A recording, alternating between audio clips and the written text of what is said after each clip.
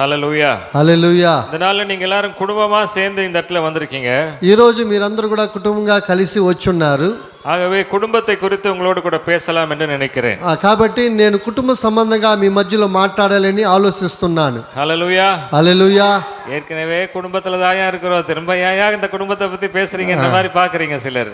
మేము అయ్యా ఇంతకుముందే కుటుంబంలోనే ఉన్నాం, మళ్ళీ ఎందుకు మాకు ఈ కుటుంబాన్ని జ్ఞాపకం చేస్తున్నాము అని మీరు ఒకవేళ అనుకుంటే, அதாவது நம்ம நம்ம மைண்ட்ல என்ன ஆயிடுச்சுன்னா, మనొక మెదడులో ఏమైందంటే குடும்பம்னாலே சண்டை இருக்கணும், ఆ కుటుంబం అంటే ఒక గొడవలు, குடும்பம்னா பிரச்சனை இருக்கணும், ఆ కుటుంబం అంటే కొన్ని పోరాటాలు, குடும்பத்துல புருஷன் மனைவி எல்லாம் நிம்மதியெல்லாம் இருக்க முடியாது, ఆ కుటుంబంలో భార్యాభర్తలంతా నెమ్మదిగా ఉండలేరు.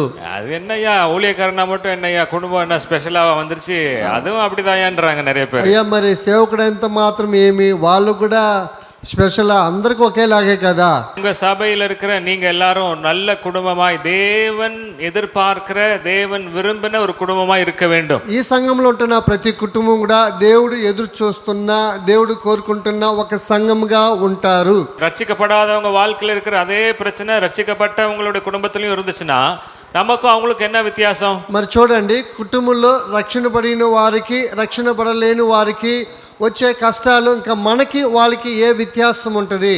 ஆண்டவர் சொல்றாரு, நீங்கள் உலகத்தில் இருந்தாலும் நீங்கள் உலகத்தார் அல்ல என்று தேவன் சொல்லுகிறார். వాక్యం చెప్తుంది, మీరు లోకంలో ఉన్నా మీరు లోకస్తులు కారు అని చెప్తుంది. హల్లెలూయా హల్లెలూయా. இன்னொரு இடத்துல பவுல் சொல்றாரு, இந்த பிரபஞ்சத்திற்கு ஒத்த வேஷம் தெரியாதிருங்கள் என்று சொல்லுகிறார். ఈ లోకానికి మీరు వేషధారులుగా ఉండొద్దని పౌలు గారు చెప్తున్నాడు. அப்படின்னா இயேசுவை அறியாத மக்கள் எப்படி வாழ்றாங்களோ அதே போல நீங்களும் நானும் வாழக்கூடாது. యేసు ప్రభుని ఎరగజనము, ఎరగలేని జనము ఎలా జీవిస్తున్నారో అలాగ మనం జీవించకూడదు. హల్లెలూయా హల్లెలూయా. இன்னைக்கு பாருங்க, రక్షిக்கப்படாத வீட்லயும் பிரச்சனை, రక్షిக்கப்பட்டவங்க వీట్లயும் பிரச்சனை. ఈ దినాలలో చూస్తే రక్షణ పొందిన కుటుంబంలో మరి కొన్ని కష్టాలు ఉన్నాయి, రక్షణ పడలేని కుటుంబాలు కూడా కొన్ని పోరాటాలు ఉన్నాయి. நமக்கு அவங்களுக்கு என்ன வித்தியாசம்? ஞாயிற்றுக்கிழமை நம்ம சர்ச்சுக்கு போறோம், அவங்க வீட்டுல இருந்து சண்டை போடுறாங்க, அவ்வளவுதான். మనకి వాళ్ళకి ఏం వ్యత్యాసం అంటే, మనం ఆదివారం అయితే మందిరానికి వెళ్తాం, వాళ్ళ ఇంట్లో ఉంటున్నారు. நம்ம சர்ச்சுக்கு போறதுக்கு முன்னாடியும் போயிட்டு வந்து சண்டை போடுறோம், మనం చర్చికి వెళ్ళి వచ్చి మనం గొడవ చేసుకుంటున్నాం. அவங்க சர்ச்சுக்கு போகாம சண்டை போடுறாங்க, వాళ్ళు చర్చికి వెళ్లకుండా గొడవలు వేసుకుంటున్నారు. அவங்க கொஞ்சம் சத்தமா தெருவுக்கெல்லாம் வந்து சண்டை போடுறாங்க, వాళ్ళు కొంచెం శబ్దంగా వీధంతా కూడా కనపడేలాగా గొడవ వేసుకుంటున్నారు. வெளியே வந்தா அசிங்கமாயிருமேன்னு சொல்லி வீட்டுக்குள்ளேயே சண்டை போட்டுட்டு இருக்கிறோம். మనము బయటకు వస్తే సిగ్గుగా ఉంటుందని ఇంట్లోనే గొడవ వేసుకుంటున్నాం. ஆக மொத்தம் பிரச்சனை, சண்டை ரட்சிக்கப்படாதவங்க வீட்லயும் இருக்கு, ரட்சிக்கப்படுறவங்க வீட்லயும் இருக்கு. ఈ గొడవలు, ఈ పోరాటాలు మరి రక్షణ పొందిన కుటుంబాలు ఉన్నాయి, రక్షణ పొందలేని కుటుంబాలు ఉన్నాయి. இது சாத்தானுடைய ஒரு சூழ்ச்சி, ఇది సైతాన్ యొక్క తంత్రము. ஏனென்றால் குடும்பம் தேவனாலே உருவாக்கப்பட்ட ஒரு தெய்வீக ஸ்தாபனம். మరి కుటుంబం అనేది దేవునితో ఏర్పరిచిన ఒక దైవికమైన కుటుంబం. ஹல்லேலூயா హల్లెలూయా ஹல்லேலూயா హల్లెలూయా. உங்க பக்கத்துல இருக்கவங்கள பார்த்து சொல்லுங்க, குடும்பம் என்பது, మీ యొక్క పక్కన వారిని చూసి చెప్పండి, కుటుంబం అనేది தேவனுடைய దేవుని యొక్క திட்டத்திலே మరి చిత్తములో மிக முக்கியமான பங்கு, చాలా ప్రాముఖ్యమైన అంశము. யோசுவா 24 அதிகாரம் 15 வசனத்தில் இப்படியாக வாசிக்கிறோம். చూడండి, యెహోషువ పుస్తకము 24:17లో ఈ విధంగా ఉంటుంది, நானும் என் வீட்டாருமோ வென்றால் கர்த்தரையே சேவிப்போம் என்றான். నేను నా ఇంటి వారము యెహోవాను సేవించదము. ஹல்லேலூயா హల్లెలూయా. அப்போ நானும் என் வீட்டாருமோ என்றால் கர்த்தரையே சேவிப்போம் என்ற வார்த்தையை మరి అక్కడ చూస్తే నేను నా ఇంటి వారము యెహోవానే సన్నిధింతుమని చూసినప్పుడు நாம் தவறாக புரிந்து கொண்டிருக்கிறோம். మనము తప్పుగా అర్థం చేసుకుంటున్నాము. நம்ம என்ன நினைக்கிறோம்? நானும் என் குடும்பமும் சேர்ந்து ஆண்டவருக்கு ஊழியம் செய்யறோம், சபை நடத்துறோம், சுவிசேஷ பிரசங்கம் பண்றோம், அதை மட்டும்தான் ஊழியம் நினைச்சிட்டு இருக்கிறோம். మరి మనం ఏం చేస్తే, నేను నా కుటుంబం మాత్రమే స్వార్థ చెప్పాలా, మీటింగ్ జరిపాలా, ఇంకా కొన్ని కార్యాలు చేయాలి, ఈ సేవకు చెందిందే అని మనం అనుకుంటున్నాం. இங்க கர்த்தரையே சேவிப்போம் என்ற வார்த்தை எதை குறிக்கிறது என்று சொன்னால், మీరు యెహోవాను సేవించుదమనే పదము దేని గురించి చెప్తుందంటే, குடும்பத்தை தேவன் எவ்வாறு உருவாக்கினாரோ, కుటుంబాన్ని దేవుడు ఎలాగ ఏర్పరిచి ఉన్నాడు, அந்த நிலையிலே இருந்து நாம் தேவனுக்கு கீழ்ப்படுகிற ஒரு குடும்பமாய் காணப்பட வேண்டும். ఆ స్థానంలో ఉండి దేవునికి మనము లోబడి ఉండాలి. நீங்க ஊழியம் செய்யுங்க, சபை நடத்துங்க, பிரசங்கம் பண்ணுங்க, பெண்ணாம இருங்க, அதெல்லாம் பெரிய விஷயமே கிடையாது. మీరు సేవ చేయండి, ప్రసంగాలు చేయండి, సంఘం కట్టండి, దానివల్ల ఎలాంటి ఇబ్బంది లేదు. ஒரு குடும்பத்தை தேவன் எப்படி டிசைன் பண்ணாரு, எப்படி வடிவமைத்தாரு? ఒక కుటుంబాన్ని దేవుడు ఎలాగా రూపిస్తున్నాడు? ஒரு குடும்பத்துல கணவனுடைய பொறுப்பு என்ன? ఒక కుటుంబంలో మరి భర్త యొక్క బాధ్యత ఏంటి? மனைவியோட பொறுப்பு என்ன?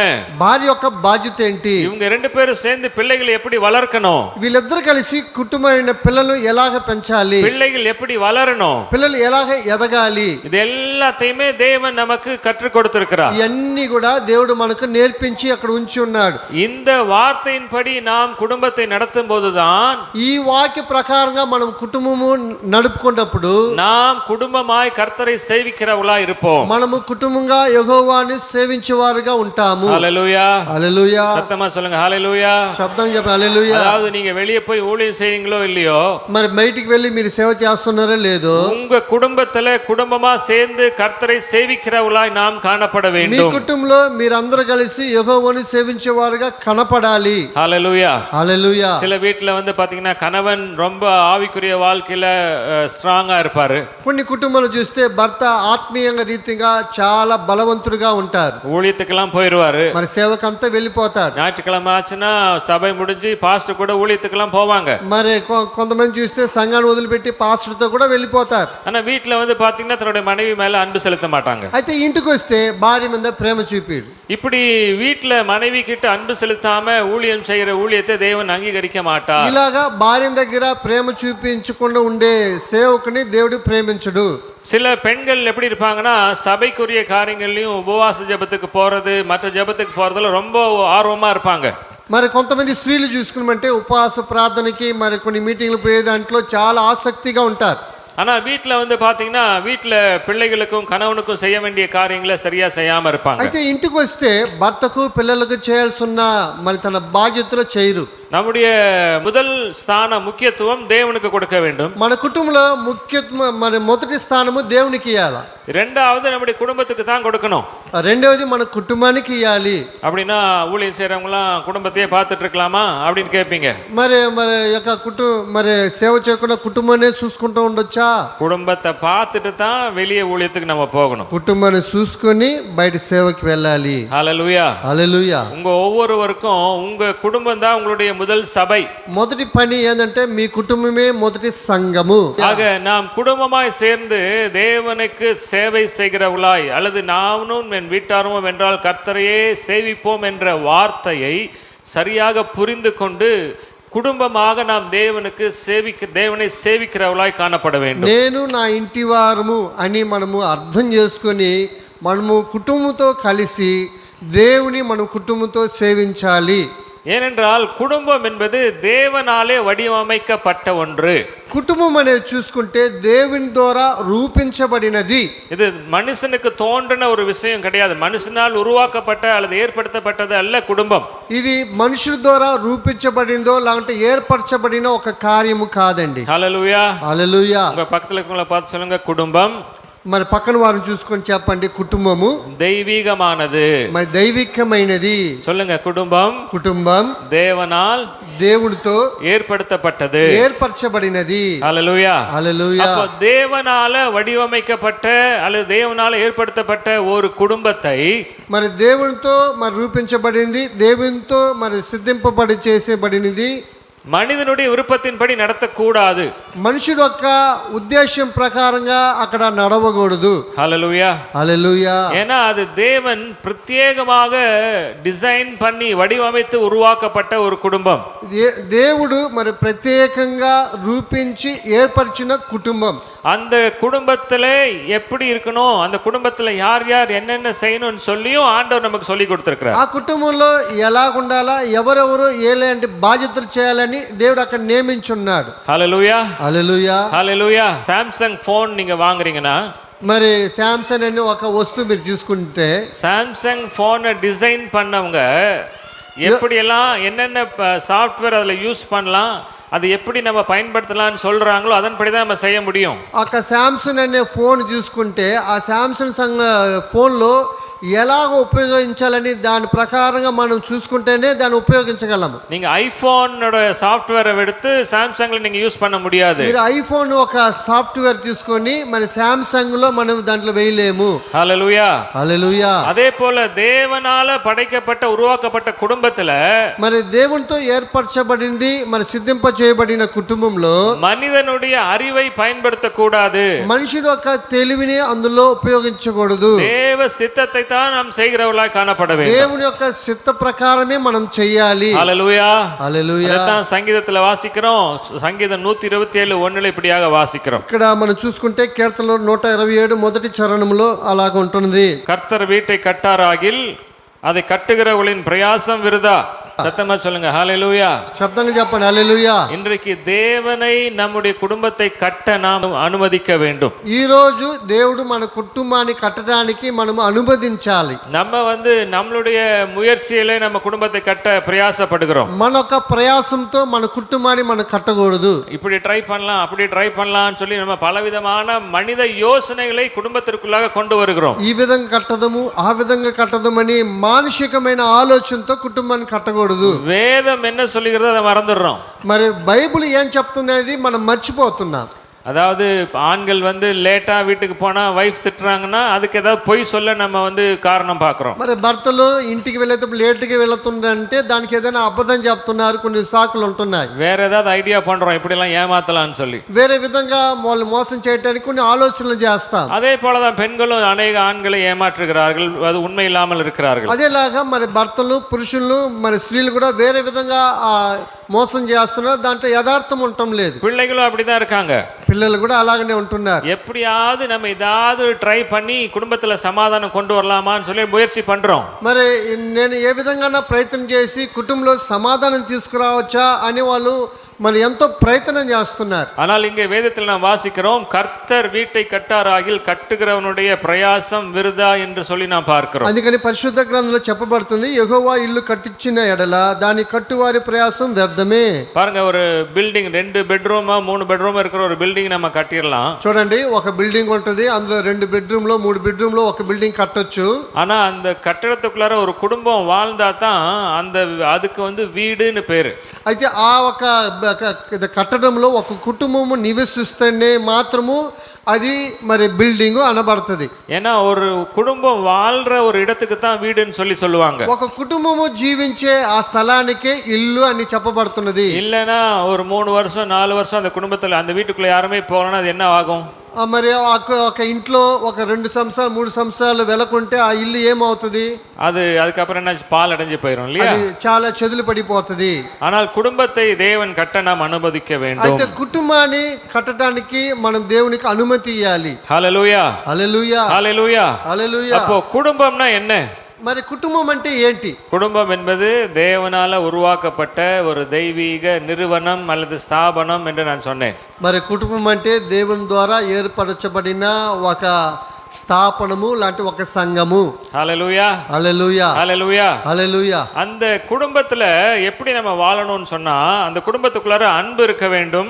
ఆ కుటుంబంలో మనం ఎలాగ జీవించాలంటే అక్కడ ప్రేమ కలిగి ఉండాలి, ஒற்றுமை இருக்க வேண்டும், ఐక్యత అనేది ఉండాలి, பொறுப்பு ரெஸ்பான்சிபிலிட்டி இருக்க வேண்டும். బాధ్యత అనేది ఉండాలి. சொல்லுங்க, அன்பு, ప్రేమ, ஒற்றுமை, ఐక్యత, பொறுப்பு, బాధ్యత. Love, unity and responsibility. ప్రేమ, ఐక్యత, బాధ్యత. ஹல்லேலூயா హల్లెలూయా. இப்படி எந்த குடும்பத்துல இந்த அன்பும் ஒற்றுமையும் பொறுப்பும் இருக்கிறதோ அந்த குடும்பம் தேவனுக்கு பிரியமான குடும்பமா இருக்கும். ఈ 3 కార్యాలు ఏ కుటుంబంలో ఉంటుందో అదే దేవునికి ప్రియమైన కుటుంబంగా ఉంటది. ஆமென் ఆమేన్. நம்ம குடும்பத்துல அன்பு இருக்கா? మన కుటుంబంలో ప్రేమ ఉన్నదా? நம்ம குடும்பத்துல ஒற்றுமை இருக்கா? మన కుటుంబంలో ఐక్యత ఉంటున్నదా? நம்ம குடும்பத்துல பொறுப்பு இருக்கா? మన కుటుంబంలో బాధ్యత ఉంటున్నదా? நல்லா யோசனை பண்ணி பார்க்கணும். చాలా బాగా ఆలోచించండి. ஒரு கூட்டத்துக்கு அப்புறம் இன்னொரு கூட்டத்தை நம்ம போயிட்டு வந்துட்டு போறதுனால பிரயோஜனம் இல்லை. ఒక కూటం తర్వాత మరొక కూటం పోయి రావటం ఎలాంటి ప్రయోజనం లేదు. தேவனுடைய வார்த்தையை கேட்கிறவளாய் மட்டும் இல்லாமல் దేవుని వాక్యము మనం విన్నవారు మాత్రం కాకుండా அதன்படி செய்கிறவளாய் நாம் இருக்க வேண்டும். ఆ ప్రకారంగా చేసేవారుగా మనం ఉండాలి. ஹல்லேலூயா హల్లెలూయా ஹல்லேலூயா. ஏற்ற ஏற்ற துணை. நீங்க திருமணமான பெண்கள் உங்க கணவனுக்கு நீங்க ஏற்ற துணையா இருக்கீங்களா? யோசனை பண்ணி பாருங்க. వివాహమైన వారు మీరు మీ భర్తలకి సరి అయిన మరి తగిన భారీగా ఉంటున్నారా? ஏன்னா இதுதான் தேவனுடைய திட்டம் குடும்பத்தை குறித்து. ఎందుకంటే ఇదే దేవుని యొక్క ఉద్దేశమై ఉన్నది. துணைனா என்ன అర్థం? మరి మరి భార్య అంటే ఏంటి? సపోర్ట్. మరి అక్కడ మరి ఆధారం சொல்லுங்க, சப்போர்ட் சொல்லுங்க. సపోర్ట్ అని చెప్తాం. அப்ப நீங்க உங்க கணவருக்கு நீங்க எப்படி இருக்கணும்? మరి మీ భర్తకు మీరు ఎలాగ ఉండాలి? துணையா இருக்கணும். మీరు సపోర్ట్గా ఉండాలి, వెనయా మారిరக்கூடாது. చెడుగా మారకూడదు. நிறைய குடும்பத்துல ஆண்களுக்கு ஹார்ட் அட்டாக் வர்ற காரணமே தங்களுடைய மனைவிமார்கள் தான் சொல்றாங்க. చాలా కుటుంబంలో ఇంట్లో మరి భర్తలకు మరి ఒక కలకము లాంటి పోరాటం వస్తుందంటే భార్యల వల్లనే. காலையில போனா நைட்டு 11:30 மணிக்கு தான் வீட்டுக்கு வராரு. ఉదయం వెళ్ళిపోతే భర్త నైట్ మాత్రమే ఇంటికి వస్తాడు.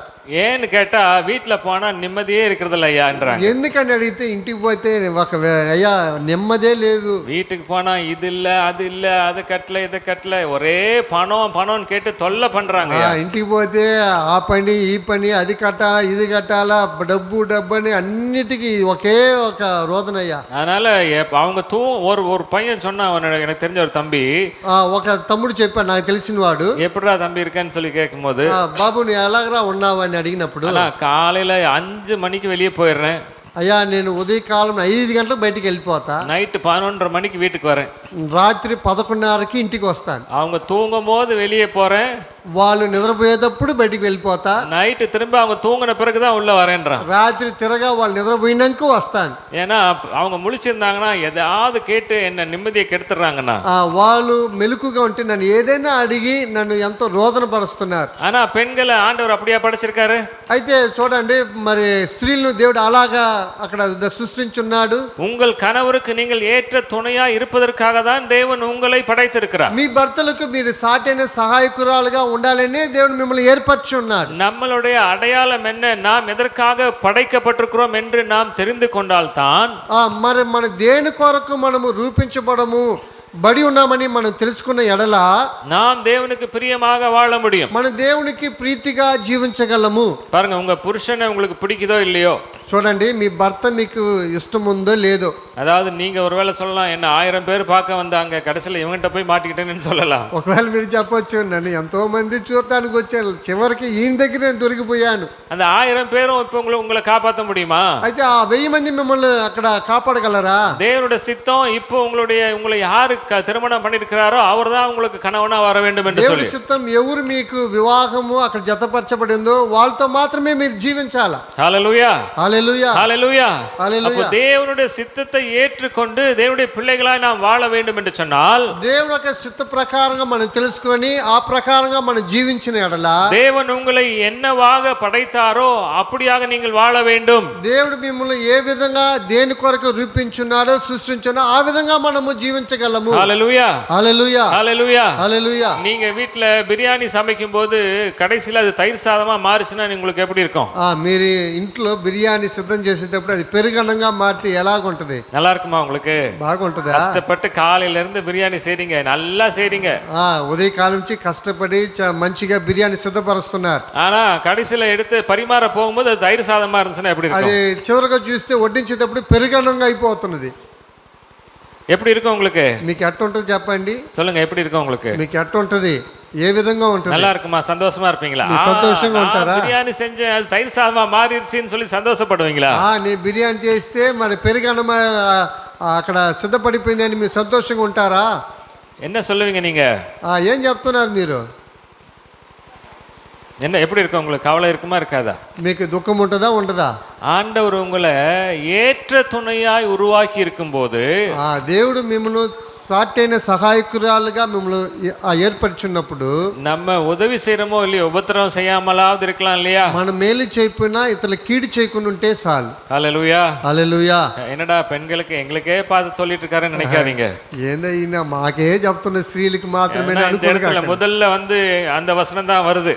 ఇక్కడ చూస్తుంటే మొదటిగా ఆ వాక్యమే వస్తున్నది. பெண்கள் உரிமை பத்தி பேசுறவங்க நிறைய பேர் இருக்காங்க.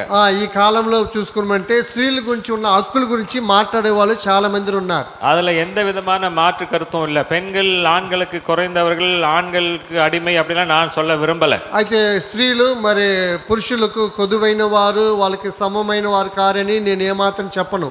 நான் ஏற்கனவே சொன்னேன், இந்த உலகத்திற்கு ஒத்த வேஷம் நாம் என்ன பண்ணக்கூடாது, தரிக்க கூடாது. నేను ఇంత ముందుగానే చెప్పిన లోకానికి వేషధారులుగా ఉండకూడదు. హల్లెలూయా హల్లెలూయా. வேதம் என்ன சொல்லுகிறதோ அதன்படி தான் நாம் வாழ வேண்டும். బైబిల్ ఏం చెప్తుంది ఆ ప్రకారంగానే మనం జీవించాలి. இந்த உலகத்துல கோடான கோடி மக்கள் இருக்கும்போது தேவன் உங்களையும் என்ன எதுக்கு தெரிந்து கொள்ளணும்? ఈ లోకంలో కోట్లాది కోట్ల ప్రజలు ఉన్నప్పుడు దేవుడు నిన్ను నన్ను ఎందుకు ఏర్పరచుకున్నాడు? அவர் நம்மை கிருபையால் தெரிந்து கொண்டிருக்கிறார். ఆయన మనల్ని తన కృపతో ఏర్పరచుకొని ఉన్నాడు. ஏன் கிருபையா தெரிந்து கொண்டிருக்கிறார்? ఎందుకు కృపతో మనల్ని ఏర్పరచుకొని ఉన్నాడు? நம்ம ரொம்ப நல்லவங்களா இருந்தனால நம்மள ரட்சித்தார் ஆண்டவர். మనం బాగా అందంగా ఉన్నామని దేవుడు మనల్ని రక్షించుకున్నాడా? கொஞ்சம் யோசனை பண்ணி பாருங்க. కొంచెం ఆలోచించి చూడండి. நம்ம ரொம்ப தப்பே பண்ணாதவங்களா இருந்தனால நம்மள ரட்சித்தார் ஆண்டவர். మనం తప్పే చేయలేదని దేవుడు మనల్ని రక్షించున్నాడా?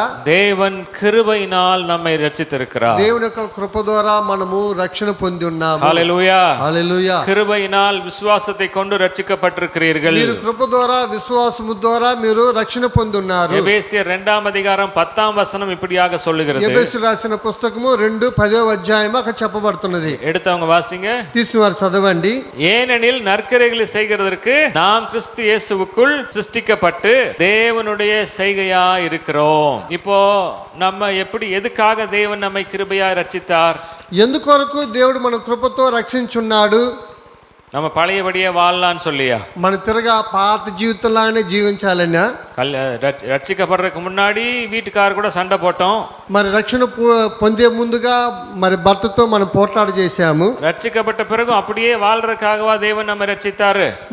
మరి రక్షణ పొందినందుకు కూడా ఆ విధంగానే మనం జీవించాలని దేవుడు మనల్ని రక్షించాడా? நம்மை தேவன் நற்கிரைகளை செய்வதற்காகவே கிறிஸ்து இயேசுவுக்குள் சிருஷ்டித்திருக்கிறார். మనల్ని సత్క్రియలు చేయడానికి క్రీస్తు యేసులో మనల్ని సృష్టించాడు. ஆகவே உங்களால என்னால நற்கிரைகளை செய்ய முடியும். కాబట్టి నీ ద్వారా నా ద్వారా సత్క్రియలు మనం చేయగలము. தேவன் சொன்ன பிரகாரமாக நீங்கள் உங்களுடைய கணவன்மாருக்கு ஏற்ற துணையாய் உங்களால் வாழ முடியும். దేవుడు చెప్పినట్టుగా మీరు మీ భర్తకి సాటైన సహాయకురాలుగా మీరు జీవించగలరు. நீங்க முதலாவது நீங்க யார் என்பதை உணர்ந்து கொண்டால் போதும். మొదటిగా మీరు ఎవరని మీరు అర్థం చేసుకుంటే చాలు. நீங்கள் உலகத்தார் போல வாழ வேண்டியவர்கள் அல்ல. మీరు లోకస్తులుగా జీవించేవారు కాదు. உங்களுடைய குடும்பத்தின் பிரச்சனைகளுக்கு உலகத்தாரிடத்துல போய் நீங்கள் ஆலோசனை கேட்க கூடாது. మీ కుటుంబ సమస్యల కొరకు లోకస్తుల దగ్గర పోయి మీరు ఆలోచన అడగటం మంచిది కాదు. அது ஒருவேளை உங்களோட தாயா இருக்கலாம், ఒకవేళ మీ తల్లిగా ఉండొచ్చు, உங்களுடைய சொந்தக்காரங்களா இருக்கலாம், మీ యొక్క బంధువులుగా ఉండొచ్చు. அவங்க ரட்சிக்கப்படாதவங்களா இருந்தாங்கன்னா, వాళ్ళు రక్షణ పడకుండా ఉండేవారు ఉంటే அவங்க கிட்ட நீங்க ஆலோசனை கேட்க கூடாது. వాళ్ళ దగ్గర మీరు ఆలోచన అడగకూడదు. ஏன்னா அவங்க உலகத்திற்கு ஏற்றபடி தான் ஆலோசனை சொல்லுவாங்க. ఎందుకంటే వాళ్ళ లోకము తగినట్టుగానే వాళ్ళ ఆలోచనలు చెప్తారు. அவங்க கிட்ட நீங்க போய் கேட்டீங்கன்னா அதை எப்படி விட்டு கொடுக்கலாம், நீ விட்டு கொடுக்காத, நீ சண்டை போட்டாவது நீ எப்படியாவது சாதிச்சிருன்னு சொல்லுவாங்க. వాళ్ళు ఏం చెప్తారు, నువ్వు ఎందుకు వదిలిపెడుతూ ఎలాగ గొడవన చేసి సాధించాలా అంటారు. ஆனா வேதம் சொல்கிறது நீங்க உங்க கணவருக்கு ஏற்ற துணையா இருக்க வேண்டும் என்று சொல்லி. అయితే బైబిల్ ఏం చెప్తుందంటే మీరు మీ భర్తకి సాటైన సహాయకురాలుగా ఉండండి. ஒருவேளை ரட்சிக்கப்படுறதுக்கு முன்னால உங்களால அப்படி இருந்திருக்க முடியாது. ఒకవేళ మీరు రక్షణ పడ ముందుగా ఆ విధంగా ఉండలేకపోయి ఉండొచ్చు. ஆனால் எபேசியரில் நாம் வாசிக்கிறோம், நற்கிரைகளை செய்வதற்காகவே தேவன் நம்மை கிறிஸ்து இயேசுவுக்குள் சிருஷ்டித்திருக்கிறார். మరి ఎబేసు పత్రికలో చెప్పబడుతుంది, మీరు సత్క్రియలు చేయడానికే క్రీస్తు యేసులో మిమ్మల్ని దేవుడు సృష్టించి ఉన్నాడు. அதாவது நாம் ஆதாமுடைய சந்ததி அல்ல, మనము ఆదాము యొక్క సంతతి కాదు. நீங்களும் நானும் கிறிஸ்துவின் சந்ததிகளா இருக்கிறோம். నీవు నేను క్రీస్తు యొక్క సంతతి వారుగా ఉన్నాము. ஆமென் ఆమేన్. அப்ப நம்மளால உங்களால உங்களுடைய குடும்பத்துல உங்க கணவருக்கு ஏற்ற துணையாய் வாழ முடியும். నీ ద్వారా మన ద్వారా మనము భర్తకి ఒక సాటైన సహాయకురాలుగా మనం జీవించగలం. హల్లెలూయా హల్లెలూయా హల్లెలూయా హల్లెలూయా. அதே போல பாருங்க, అదేలాగా చూసుకుందాం. நம்ம பெண்கள் குடும்பத்துல எப்படி இருக்கணும்? మరి చూడండి, స్త్రీలు కుటుంబస్తులో ఎలాగ ఉండాలి? உங்க கணவருக்கு நீங்க எப்படி இருக்கணும்? మీ భర్తకి మీరు ఎలాగ ఉండాలి? சொல்லுங்க, ஏற்ற துணையா இருக்கணும். సాటైన సహాయకురాలుగా ఉండాలి. அவரோட வேலையில நீங்க அவருக்கு உதவி செய்றவங்களா இருக்கணும். మరి వాళ్ళొక పనిలో మీరు కూడా తోటి సహాయకురాలుగా ఉండాలి. அவரோட பிசினஸ் பண்ணாருன்னா பிசினஸ்ல நீங்க அவருக்கு சப்போர்ட் பண்ணணும். ఆయన వ్యాపారం చేస్తుంటే ఆ ఒక వ్యాపారంలో మీరు కూడా మరి సాటైన సహాయకురాలుగా ఉండాలి. அதாவது நீங்க போய் அவர் கூட இருந்து பிசிக்கலா வேலை செஞ்சு கஷ்டப்பட முடியலன்னா பரவாயில்ல, మీరు ఆయనతో పాటు వెళ్ళి మీరు శరీర ప్రకారంగా కష్టపడకపోయినా పర్వాలేదు, அவருக்கு நீங்க மாரல் சப்போர்ட்டா இருக்கணும். అయితే ఆయనకి మరి సాటైన సహాయకురాలుగా ఉండాలి. ஜெபத்துல உதவி செய்றவங்களா இருக்கணும். ప్రార్థనలో ఏకీభవించే వారుగా ఉండాలి. உங்க வீட்டுக்காரர் ஊழியம் செய்யறாரோ வேலை செய்யறாரோ, మీ ఇంటి మీ యొక్క భర్త మరి సేవ చేస్తున్నాడు, వ్యాపారం చేస్తున్నాడు, அவர் வெளியே வியாபாரத்துக்காக போன பிறகு நீங்க அவருக்காக ஜெபிக்கிறவங்களா இருக்கணும். ఆయన బయటికి వ్యాపారం పోయినప్పుడు ఆయన కొరకు మీరు ప్రార్థన చేసేవారుగా ఉండాలి. அப்படிதான் இருந்தாங்க ஒரு காலம் வரைக்கும் பெண்கள்.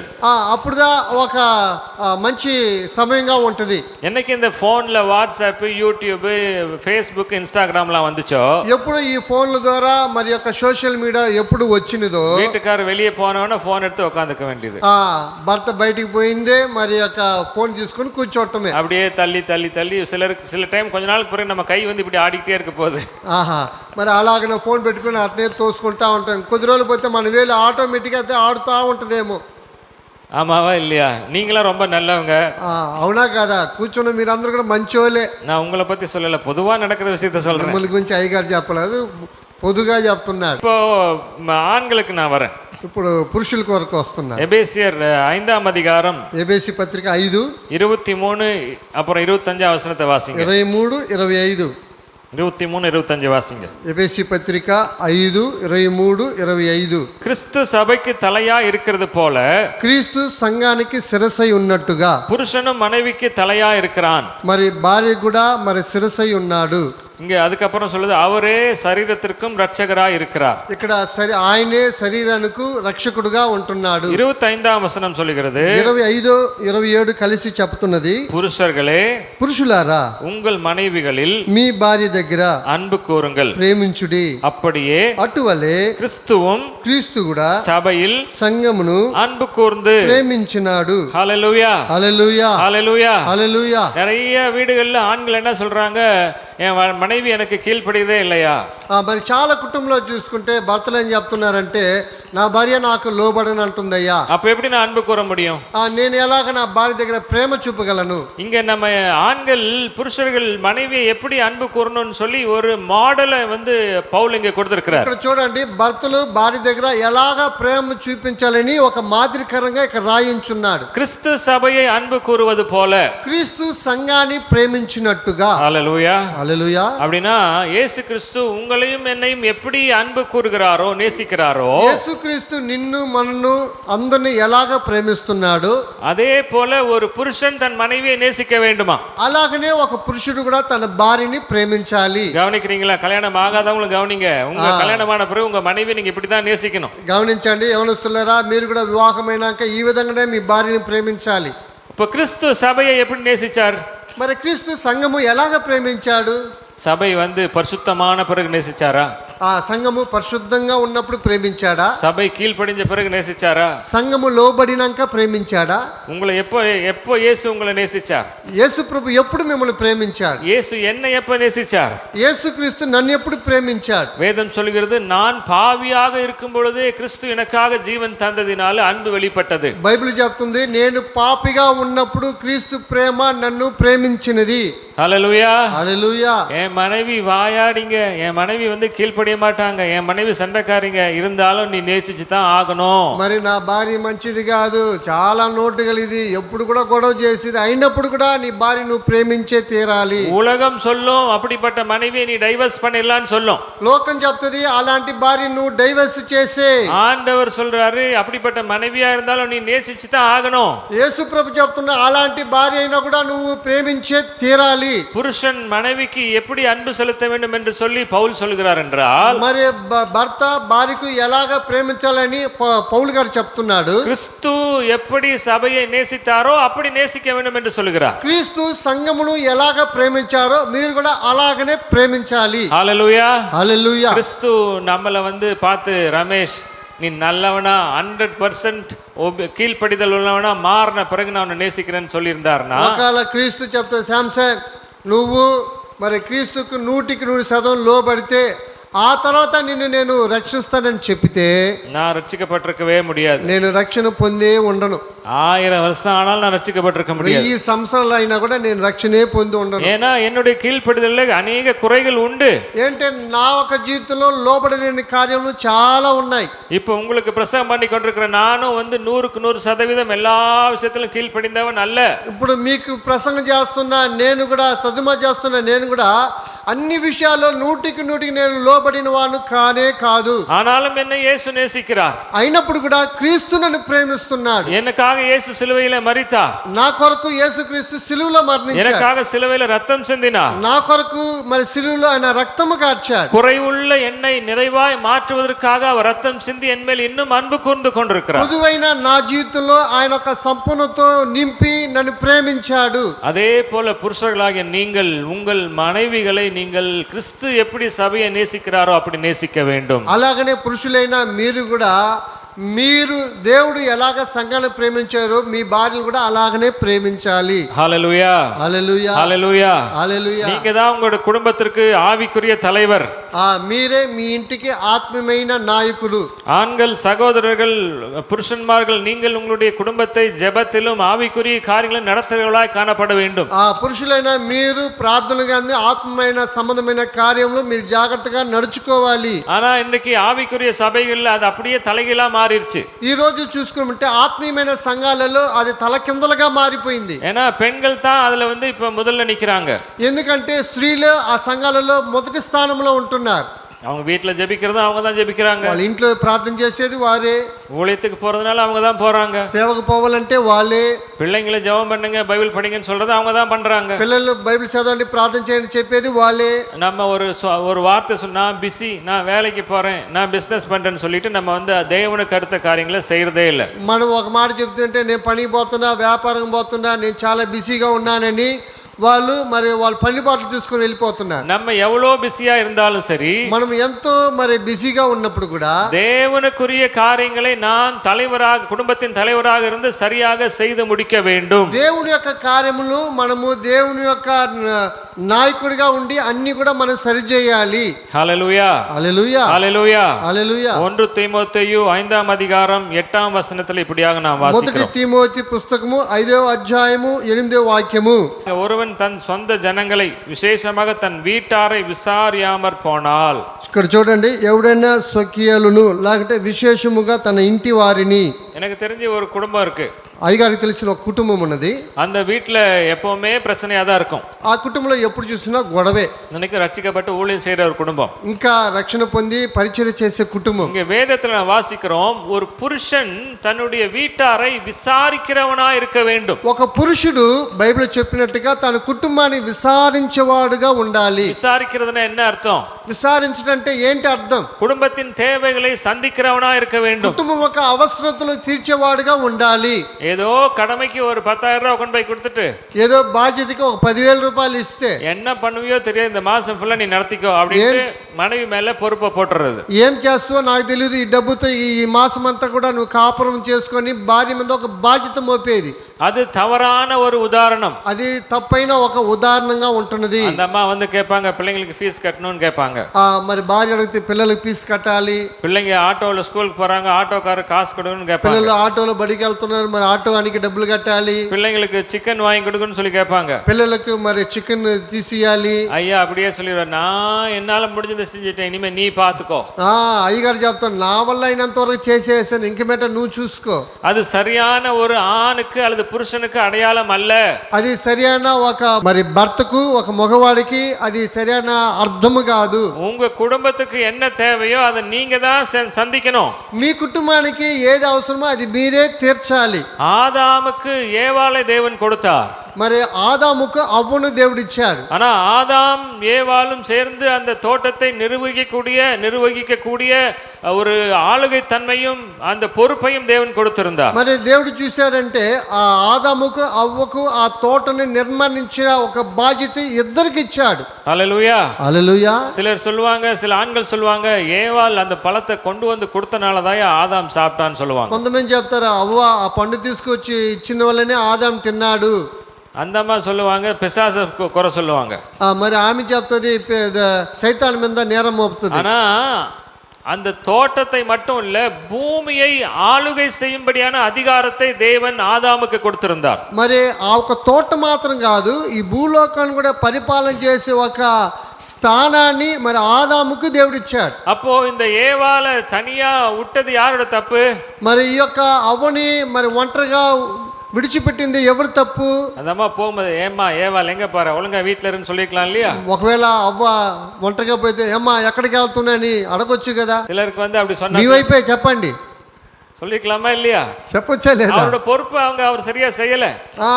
ఆయన ఒక బాధ్యత సరిగా చేయలే. அதனால வந்து அந்த அம்மா கொண்டு வந்து கொடுத்தது அவரும் சேர்ந்து சாப்பிட்டாரு பாருங்க. మరి ఆమె తీసుకొచ్చింది, ఆయన కూడా తిన్నాడు, ఇద్దరు కలిసి భోజనం చేశారు. ஆனா அப்படியே ஆண்டவர் சொல்லியிருந்தாரு. అయితే దేవుడు అలాగనే చెప్పాడు. இன்னைக்கு புருஷர்களுக்கு ஆண்டவர் சொல்ற வார்த்தை, உன் குடும்பத்தை நீ தான் விசாரிக்கணும். మరి ఈ రోజు భర్తలు చెప్పేది కుటుంబాన్ని నువ్వుదా అక్కడ విచారించాలి. பெண்கள் கிட்ட போய் எனக்கு தெரியாது நீ பாத்துக்கோன்னு சொல்லவே கூடாது. మరి స్త్రీల దగ్గరకు పోయి నాకు తెలియదు నువ్వుదా చూసుకోవాలని మనం చెప్పలేము. என்ன தேவையா இருந்தாலும், எவ்வளவு தேவையா இருந்தாலும், எந்த நேரத்துல தேவைப்பட்டாலும் அதை புருஷன் தான் சந்திக்கணும். அதைத்தான் புருஷனுடைய வேலை, கடமை. మరి ఎప్పుడైనా ఏ సమయమైనా ఏది అక్కరైనా ఆ బాధ్యత భర్తదా తీర్చాలా, అది భర్త ఒక బాధ్యత. இந்த குடும்பத்துல நான் சொன்னேன் இல்லையா, ஒரு குடும்பம் எனக்கு தெரிஞ்ச குடும்பம் இருக்கு. నేను చెప్పాను కదా ఇంత ముందుకు నాకు తెలిసిన ఒక కుటుంబం ఉందని. எப்ப பேசினாலும் அவங்க கம்ப்ளைண்ட் பண்ணிட்டே இருப்பாங்க. వాళ్ళు ఎప్పుడు మాట్లాడినా వాళ్ళు కంప్లైంట్ చేస్తానే ఉంటారు. பிரச்சனை என்னன்னா, இந்த ஊழியக்காரர் என்ன சொல்றாரு, வீட்டுல பிள்ளைங்க வந்து அப்பா எங்களுக்கு ஃபீஸ் கட்டணும்னு சொல்லி கேட்கும்போது, ఎందుకంటే అక్కడ గొడవ, ఈ పిల్లలు వచ్చి తండ్రి దగ్గర నాన్న నాకు ఫీజు కట్టాలని చెప్పినప్పుడు நான் என்ன பண்ணுவேன், நான் விசுவாசத்துல ஊழியம் செய்யறேன், போய் உங்க அம்மாட்ட கையிலன்னு சொல்லிடுவாங்க. నేనేం చేయగలను, నేను విశ్వాసంతో పరిచయం చేస్తున్నా, పోయి మీ అమ్మని అడగండి అని చెప్తాడు. திரும்ப வேற ஏதாவது யூனிஃபார்ம் வேணும்னு சொல்லி வந்து கேட்கும்போது இதே பிரச்சனை. మొఖాలో వాళ్ళ పిల్లలు పోయి యూనిఫామ్ అడిగినప్పుడు ఇదే గొడవ. ஒரே வார்த்தை சாக்கு போக்கு சொல்றது, சோம்பேறி, ஊழியம் செய்யறதும் இல்ல, வேலைக்கு போறதும் இல்ல, சும்மா போற இடத்துல எல்லாம் சாப்பிட்டு தூங்குற ஆளு அந்த ஆளு. கேட்கும் போதெல்லாம் சொல்லிடுறது, நானே ஊழியம் செய்யறேன், என்கிட்ட வந்து கேட்டா உன் பிள்ளை உன்கிட்ட வந்து கேட்காம ஊரா வீட்டுல போய் கேட்பான். చూడండి, మరి నేనే సేవ చేస్తున్నా, విశ్వాసంలో నేను గడుపుతున్నా అని ఇంటింటికి పోయి తిని నిద్రపోయేది, పనికి పోయేలేదు, ఇల్లుని చూసుకునేలేదు. అడిగితే నేనా చేసేది, అమ్మ కూడా చెయ్యాలని చెప్పేది. அந்த அம்மா வீட்டில் இருக்கிற அம்மா அந்த அம்மா என்ன பண்ணும்? ఆ అమ్మ ఇంట్లో ఉంటుంది, ఆమె ఏం చేస్తుంది? அந்த அம்மாட்ட சொல்லிடுற, அம்மா முழு நேரம் ஊழியம் செய்யறேன்னு வேலைக்கு எதுவும் போயிடக்கூடாதுன்றது.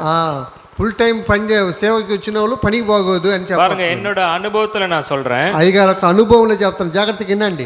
எவ்வளோ பெரிய பிசினஸ் மேனுக்கு கூட குறை வரலாம், ఎంత గొప్ప వ్యాపార అయిన మనిషి కూడా ఉంటే పర్వాలేదు, ஆண்டவரை மட்டும் விசுவாசிச்சு ஆண்டவரை நம்பி ஊழியம் செய்யறவங்களுக்கு குறை வரவே வராது. దేవుడి మీద మీరు ఆధారపడి దేవుడి మీద మాత్రం నమ్మకము ఉండి మీరు సేవ చేసినప్పుడు ఏ కొదువ కొరత రాదు. హల్లెలూయా, హల్లెలూయా. சிங்க குட்டிகள் பட்டினி கிடந்து தாழ்ச்சியா இருக்கும், கர்த்தரை தேடுகிறவர்களுக்கோ ஒரு நன்மையும் కురైవబడాదు. సింహపిల్లలు ఆకలి కొని మరి అక్కడ వేచున్న ప్రభు నమ్మిన వారికి ఏ కొదువ ఏ కొరత ఉండదు. హల్లెలూయా, హల్లెలూయా. பொதுவா கர்த்தரை தேடுறவங்களுக்கே குறைவு வராதுன்னா, మరి చూడండి, ప్రభువుని వెతికినప్పుడే మనకు కొదువ ఉండదంటే ఉన్మయా ஊழியம் செய்யறவனுக்கு எப்படி குறை வரலாம்? నమ్మకంగా పరిచయం చేసే వారికి ఎలాంటి కొదువ వస్తుందండి? హల్లెలూయా, హల్లెలూయా. வேதத்தின் அடிப்படையிலே ஆண்கள் தன்னுடைய குடும்பத்தின் தேவைகளை சந்திக்கிறவளா இருக்க வேண்டும். చూడండి, మరి భర్తలు తన ఇంటి యొక్క బాధ్యతలు వాళ్ళు తీర్చే వాళ్ళుగా తప్పనిసరిగా ఉండాలి. பெண்கள் வேலைக்கு போகலாம், போகாம இருக்கலாம், அது அவங்கவங்க இஷ்டம். మరి స్త్రీలు పని పోవచ్చు, పోకుండా ఉండొచ్చు, అది వాళ్ళ యొక్క ఇష్టం. ஆனா உங்க குடும்ப தேவையை சந்திப்பதற்கு நீங்க உங்க மனைவியுடைய வருமானத்தை சார்ந்து இருக்க கூடாது. అయితే మీ కుటుంబంలో మీ యొక్క భార్య యొక్క జీతాన్ని మీరు ఆధారపడి ఉండకూడదు. அதுக்காக சம்பாரிச்சிட்டு வந்து வீட்டுல பணம் கொடுக்காம ஏன் பணம்னு சொல்லிட்டு இருக்காதீங்க. అందుకని మీరు సంపాదించుకొని ఇంటికి వచ్చి ఇది నా డబ్బు అని మీరు చెప్పగాకండి. நிறைய குடும்பத்துல பாத்தீங்கன்னா, చాలా కుటుంబంలో చూస్తే புருஷன் சம்பாதிக்கிறது பொதுவான பணம், మరి భర్త సంపాదించేది అందరికీ. ஆனா மனைவி சம்பாரிச்சு வந்து அது ஏன் பணம்னு சொல்லுவாங்க. మరి భార్య సంపాదిస్తే మాట ఇది నా డబ్బు, அப்படி இருக்கிறதும் தப்பு. అలాగుంటాం కూడా తప్పే. சரிங்களா? பொதுவா வச்சு நீங்க வந்து அந்த செலவெல்லாம் நீங்க பார்க்கணும். మరి మీరు ఆ డబ్బు పెట్టుకొని కొన్ని ఖర్చులు చూసుకోవాలి. ஏன் பணத்தை ஏன் கேட்குற, அது நான் சம்பாரிச்சதுன்னு சொல்லக்கூடாது. ఇది నా డబ్బు అని నువ్వు ఎందుకు అడుగుతావని మనం అలా చెప్పకూడదు. நீங்க சம்பாரிச்சாலும் அந்த பணத்துக்கு உரிமை உங்க புருஷனுக்கு தான் இருக்கு. మీరు సంపాదించినా మీ సంపాదించిన డబ్బు జీతము మీ భర్తకి హక్కు ఉంది. அதுதான் வேதத்தின் அடிப்படை. అదే బైబిల్ యొక్క ఆధారం. ஏன்னா நீங்க உங்களுக்கு தலை யாரு? சபைக்கு தலை யாரு? సంఘానికి శిరస్సు ఎవరు? கிறிஸ்து. క్రీస్తు. மனைவிக்கு தலை யாரு? భార్యకి శిరస్సు ఎవరు? పురుషుడు. சரியா? ఓకేవా? సరేనా? நம்ம தேவனுடைய பிள்ளைகள், మనము దేవుని యొక్క పిల్లలము. தேவ வசனம் என்ன சொல்லுகிறது அப்படி வாழ வேண்டும். దేవుని వాక్యం ఏం చెప్తున్నదో ఆ విధంగా మనం జీవించాలి. அப்பொழுதுதான் தேவனிடத்திலிருந்து நாம் ஆசீర్వాதத்தை பெற்றுக்கொள்ள முடியும். అప్పుడే మనం దేవుని దగ్గర నుండి దేవుని ఆశీర్వాదాలు మనం పొందుకోగలం. హల్లెలూయా. హల్లెలూయా. இன்னைக்கு ரெண்டு காரியத்தை தான் இவ்வளவு நேரம் நான் பேசியிருக்கேன். రెండు కార్యాల గురించి ఎంతసేపు అయ్యగారు మాట్లాడారు. நீங்கள் உங்களுடைய புருஷனுக்கு ஏற்ற துணையாக இருக்க வேண்டும். మీరు మీ భర్తకి సాటైన సహాయకురాలుగా ఉండాలి. ஏன்னா அப்படிதான் உங்களை ஆண்டவர் படைத்திருக்கிறார். ఎందుకంటే దేవుడు ఆ విధంగానే మిమ్మల్ని ఆయన సృష్టించున్నాడు. ஒருவேளை கடந்த காலங்களில் உங்களுடைய புருஷனுக்கு நீங்க ஏற்ற துணையா இல்லாம நீங்க பிரச்சனையா இருந்திருந்தீங்கன்னா, ఒకవేళ గడిచిన దినాలలో మీ భర్తకి మీరు సరైన సహాయకులుగా లేకుండా ఉంటే இன்னைக்கு ஒரு தீர்மானம் எடுங்க. ఈ దినము ఒక తీర్మానం చేయండి. ஆண்டவர், நான் உங்க வார்த்தையின்படி வாழ என்ன ஒப்பு கொடுக்கிறேன்னு சொல்லுங்க. ప్రభువా, నేను నీ వాక్య ప్రకారంగా నేను జీవిస్తానని అప్పగించండి. அதே போல ஆண்கள், நீங்க ஒருவேளை வேதத்தின் அடிப்படையில் உங்கள் குடும்பத்தை விசாரிக்கிறவர்களாகவும் அல்லது மனைவியை கிறிஸ்து சபையை நேசித்ததை போல நேசிக்காத இருந்திருந்தால், ఒకవేళ పురుషులైన మీరు మీ భార్యని లేకుంటే నీ కుటుంబాన్ని విచారించలేకుండా ఉంటే, క్రీస్తు సంఘమును ప్రేమించినట్టుగా మీరు మీ భార్యను ప్రేమించలేకుండా ఉన్న ఎడలా இன்று உங்களை ஒப்பு கொடுங்க. ఈ దినము మీరు కూడా అప్పగించండి ప్రభువుకు. ரெண்டு பேரும் ஈகோ பார்க்க கூடாது. ఇద్దరు కూడా మీరు ఎలాంటి గొప్పతనం చూడకూడదు. சொல்லுங்க, ரெண்டு பேரும் என்ன பார்க்க கூடாது? ఇద్దరు ఏం చేయకూడదు? ஈகோ பார்க்க கூடாது. ఈగో అనేది ఉండకూడదు. ஆமா, நான் பெரிய ஆளா நீ பெரிய ஆளா அந்த ஈகோ இருக்க கூடாது. నేను గొప్పవాడినా నువ్వు గొప్పవాడు అనే ఒక గొప్పతనం ఉండకూడదు. இன்னும் ஆழமா போனீங்கன்னா வேதம் சொல்லி ரெண்டு பேரும் ஒரே சரீரமா இருக்கிறீர்கள். ఇంకా మన లోతుగా పోయినమంటే మరి ఇద్దరు కూడా ఒకే శరీరం అని వాక్యం చెప్తున్నది. அப்ப இந்த கண்ணை விட இந்த கண்ணு பெருசா, இல்லாட்டி இந்த கண்ணை விட இந்த கண்ணு பெருசா? మరి ఈ కన్ను కంటే ఈ కన్ను పెద్దదా, లేదంటే ఈ కన్ను కంటే ఈ కన్ను పెద్దదా? ஒரு கண்ணு இல்லைனாலும் அதுக்கு என்ன பேர் தான்? మరి ఒక కన్ను లేకపోయినా కూడా దాని పేరు ఏంటి? குருடர். గుడ్డివాడు. நம்ம குடும்பத்துல ரெண்டு பேருமே தேவன் ஒரே சரீரமா படைத்திருக்கும் போது, మన కుటుంబంలో ఇద్దరు కూడా దేవుని సరిసమంగా అక్కడ సృష్టించున్నప్పుడు, யார் ஒருத்தர் தேவனுடைய வார்த்தை கீழ்ப்படியலனாலும், ఇందులో ఎవరైనా ఒకరు దేవుని వాక్యానికి లోబడకుండా ఉంటే அது ஒரு குறைவுள்ள குடும்பமாய் மாறிவிடும். అది పొదువైన కుటుంబంగా ఉంటది. ஆகவே ஆண்கள், நீங்கள் கிறிஸ்து சபையை எப்படி நேசித்தாரோ அப்படி உங்களுடைய மனைவிகளை நேசியுங்கள். పురుషులైన మీరు కూడా క్రీస్తు సంఘమును ఎలాగా ప్రేమించారో అలాగా మీ భార్యలు కూడా ప్రేమించాలి. உங்களுடைய வீட்டாரை, உங்கள் குடும்பத்தாரை நீங்கள் விசாரிக்கிறவர்களாக இருங்கள். మీరు మీ ఇంటి వారి, మీ కుటుంబాన్ని విచారించేవారుగా ఉండాలి. அப்படின்னா தேவைகள் எல்லாம் சந்திக்கிறவர்களா இருக்கணும்.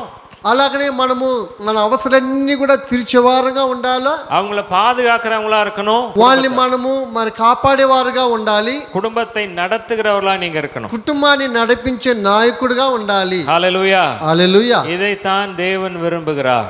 ఇదే దేవుడు ఇష్టపడే కార్యం. రక్షిக்கப்பட்ட విశ్వాసిகளாகிய நீங்களும் நானும், రక్షింపబడిన విశ్వాసమైన కుటుంబమైన నువ్వు నేను இந்த சமுதாயத்துல ஒரு சாட்சியுள்ள குடும்பமாய் வாழ வேண்டும். ఈ సమూహంలో మనం ఒక సాక్ష్యం కలిగిన కుటుంబంగా ఉండాలి. உங்க குடும்பத்தை பார்த்து அநேகர் இயேசுவை ஏற்றுக்கொள்ள நீங்கள் ஒரு சாட்சியுள்ள உதாரணமா இருக்க வேண்டும். మిమ్మల్ని చూసి అనేకమైన కుటుంబాలు, మీరు ఒక సాక్షి కలిగిన కుటుంబాలుండి మిమ్మల్ని చూసి అనేకరు కూడా దేవుని తెలుసుకోవాలి. హల్లెలూయా. హల్లెలూయా. హల్లెలూయా. హల్లెలూయా. பலமுறை இந்த பிரசங்கத்தை நீங்க கேட்டிருக்கலாம். చాలాసార్లు ఈ వాక్యాలు మీరు విని ఉండొచ్చు. இயேசு சொல்றாரு, அவர் சொல்லிய இந்த வார்த்தைகளை கேட்டு அதன்படி நடக்கிறவன் எவனோ அவன் கண்மலையின் மேல் அஸ்திபாரம் போட்டு வீட்டை கட்டின மனுஷனுக்கு ஒப்பாயிருக்கிறான் என்று சொன்னார். వాక్యం చెప్తుంది, మరి నా మాటలు విని నా మాట ప్రకారంగా నడుచుకున్నవారు కొండ మీద మరి బండ మీద తన ఇల్లు కట్టిన పురుషుడి వలె ఉండునని వాక్యం చెప్తున్నది. அது அந்த வீட்டு மேல வந்து பெருமழை பொழிந்தது, ఆ ఇంటి మీద మరి వర్షం కురిసినా, பெருங்காற்று வீசினது, తుఫాను విసిరినా, பெருவெள்ளம் வந்து மோதினது, మరి వరదలు వచ్చినా, ஆனாலும் அந்த வீடு அசைக்கப்படவில்லை. అయినా ఆ ఇల్లు కదిలింపబడలేదు. ஹல்லேலூயா. హల్లెలూయా. உங்க குடும்பம் தேவனுடைய வார்த்தையின்படி வாழ்கிற குடும்பமா இருக்கும் பொழுது, మీ కుటుంబము దేవుని వాక్య ప్రకారంగా జీవించే కుటుంబంగా ఉంటే எவ்வளவு பெரிய பிரச்சனை வந்தாலும் நீங்க அசைக்கப்பட மாட்டீங்க. ఎంత మరి పోరాటం వచ్చినా కూడా అది ఏ మాత్రం కదిలింపబడదు. ஹல்லேலூயா. హల్లెలూయా. பிரச்சனையே வராது என்று சொல்லி இயேசு சொல்லவே இல்லை. మరి మీకు ఏ సమస్య రాదని యేసు ప్రభు చెప్పలేదు. உலகத்தில் உங்களுக்கு உபத்திரவம் உண்டு, లోకంలో మీకు శ్రమలు ఉన్నాయి, ஆனாலும் திடன் கொள்ளுங்கள், అయినా కూడా ధైర్యం తెచ్చుకోండి, நான் உலகத்தை ஜெயித்தேன் என்று నేను சொன்னார். లోకాన్ని జయించున్నాను. பெருமழை பொழியும், మరి అక్కడ గొప్ప అక్కడ వరదలు వచ్చును, பெருங்காற்று வீசும், తుఫాను గాలి వీసును, பெருவெள்ளம் வந்து మోదుம், వరదలు వచ్చి అక్కడ మరి మోదును, ஆனாலும் அந்த வீடு அசைக்கப்படாது. అయినా ఆ ఇల్లు కదిలింపబడదు. எந்த வீடு అసைக்கப்படாது? ఏ ఇల్లు కదిలింపబడదు? தேவனுடைய வார்த்தையின்படி வாழுகிற வீடு அசைக்கப்படாது. దేవుని యొక్క వాక్య ప్రకారంగా నడుచుకునే కుటుంబము కదిలింపబడదు. அதனால நீங்க குடும்பமா சேர்ந்து இதனோட வார்த்தையில வாழ ஒப்பு கொடுங்க. కాబట్టి మీరు కుటుంబంగా కలిసి దేవుని యొక్క వాక్య ప్రకారంగా జీవించే కుటుంబంగా మీరు నడుచుకొనుడి. ஆண்கள் உங்க மனைவியை பார்த்து நீ எல்லா விஷயத்திலும் கீழ்ப்படிஞ்ச பிறகு நான் அன்பு செலுத்துறேன்னு சொல்லாதீங்க. ఒకవేళ భార్యలు భర్తలను చూసి మీరు అన్నిటికీ లోబడినాక ఆ తర్వాత నేను లోబడతానని చెప్పగాకండి. நம்மள நினைச்சு பார்ப்போம், நம்ம கீழ்ப்படிஞ்ச பிறகு இயேசு நேசிக்கிறேன்னு சொன்னாருன்னா நம்மளாம் ரட்சிக்கப்பட்டிருப்போமா? ఇప్పుడు మనము జ్ఞాపకం చేసుకుందాం. మనము లోబడినాక క్రీస్తు మనం ప్రేమించుంటే అది బాగుంటుందా? அதே போல பெண்கள் நீங்க வந்து ஆமாமா நீ என்ன ஃபர்ஸ்ட் நேசி அப்புறம் கீழ்ப்படிறேன்னு சொல்லி சண்டை போடக்கூடாது. మరి అదేలాగా స్త్రీలు చెప్పచ్చు, మీరు మొదటిగా నన్ను ప్రేమించండి, ఆ తర్వాత నేను తర్వాత కార్యములు చూసుకుందామని చెప్పకూడదు. நமக்கு எதுல போட்டி இருக்கணும் தெரியுமா? ஆண்டவருடைய வார்த்தையின்படி யாரு சீக்கிரமா வாழ்றதுன்றதுல நமக்கு போட்டி இருக்கணும்.